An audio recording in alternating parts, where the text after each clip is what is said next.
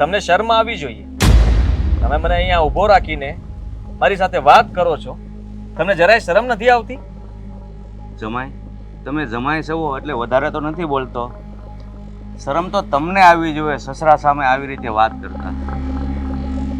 તમે જમાઈ ન કહો તો વધારે સારું, કારણ કે હું જલ્દી ડિવોર્સ પેપર મોકલી દઈશ અને સિયા જલ્દી સહી કરી આપે એટલે તમે છૂટા અને હું છૂટો. તો તમે પણ મારી એક વાત સાંભળી લો કુમાર. આ વાત મારે તમને કહેવી નહોતી, પણ વાત જ્યારે છૂટાછેડા સુધી પગી ગઈ છે ને તો સાંભળો. આમાં વાક તમારા ઘરના બધા સભ્યોનો છે. શું બકવાસ કરો છો તમે? હવે તમે મારા ઘરનાનો વાંક કાઢો છો?